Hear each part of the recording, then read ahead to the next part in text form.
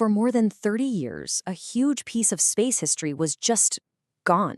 It was lost, wandering the solar system on this wild, totally unplanned journey. Today, we're going to unravel the story of how it was found and the tiny, tiny mistake that sent it on its epic trip in the first place. It sounds a little like science fiction, right? I mean, a second moon? But what if I told you that for a little while it actually happened? The whole story kicks off with a really, really strange discovery. You can imagine astronomers were scratching their heads. As far as anyone knew, Earth has one natural satellite, our moon. So, what in the world was this thing? So yeah, this discovery basically started a cosmic detective story, and the very first step was to figure out what this thing wasn't. Okay, so here's the thing. Its orbit just didn't make any sense for a natural object, like a captured asteroid. The path it was taking was just weird. So through a process of elimination, they landed on this jaw-dropping conclusion: this wasn't a rock, it was a relic. It was the massive third stage of the Saturn V rocket that launched the Apollo 12 astronauts to the moon. And that is the billion-dollar question, isn't it? This chunk of history blasts off from Earth in 1969, completely disappears without a trace, and then just casually shows back up 3 decades later. To figure out where it went, we've got to go back to the beginning. All right, let's rewind the clock to November 1969. The Apollo 12 mission is roaring into the sky, and NASA has a very, very specific plan for every single piece of that gigantic Saturn V rocket. You know, the Saturn V was an absolute 3-stage beast. The first 2 stages did all the heavy lifting, just blasting it out of the atmosphere. But it was that third stage that had the really critical job. It had to perform the final big burn, the translunar injection, that would literally fling the astronauts all the way to the moon. Now, once its main job was done, NASA didn't want this huge piece of metal just cluttering up Earth's backyard. The plan was pretty clever. Use the moon's gravity to slingshot the empty rocket stage into a nice, stable, permanent orbit around the sun. The idea was it would just drift there harmlessly forever. But that's not what happened. And this is where the story takes a completely unexpected turn. A nearly perfect mission gets thrown off course by an error so small, nobody even noticed it at the time. So picture this.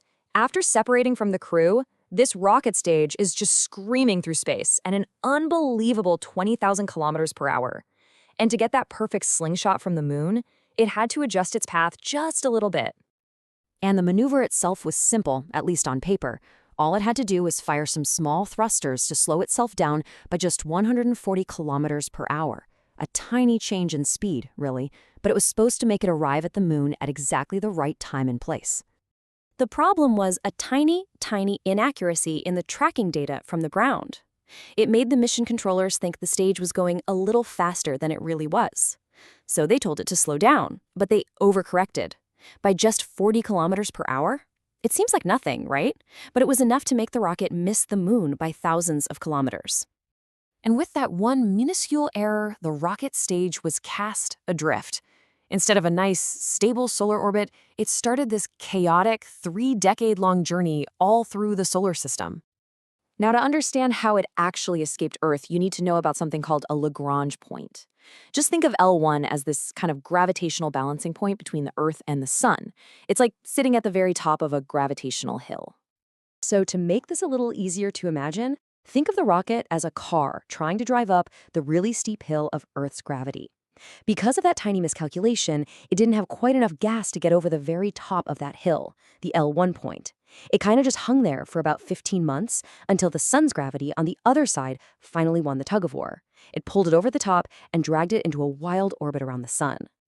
And for the next 30 years, it was just lost out there. It actually did a flyby of Earth in 1986, but it wasn't close enough for gravity to grab it again.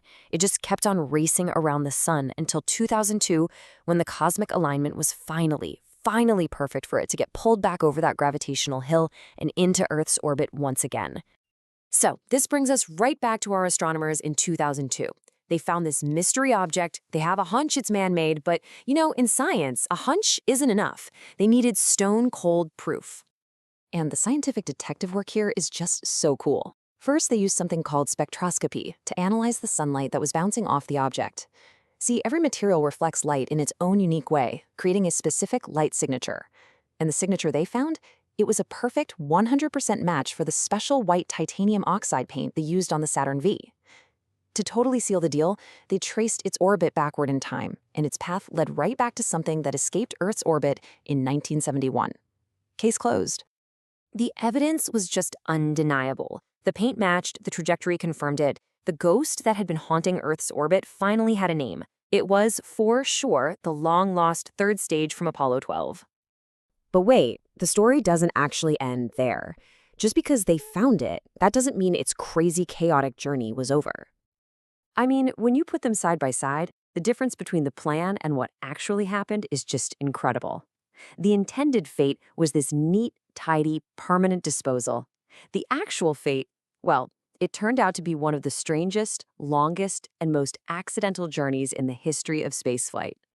Its visit home was brief. The same weird gravitational forces that brought it back were totally unstable. So after orbiting Earth for only about a year, it got flung right back over that L1 gravitational hill and, once again, entered an orbit around the sun. The ghost rocket was gone. Again. But here's the amazing part. It will be back. Its strange orbit pretty much guarantees that it'll keep crossing paths with Earth. In fact, astronomers have already calculated its next expected return, sometime in the mid-2040s. A forgotten piece of the Apollo program, destined to wander the cosmos, but always, eventually, coming home.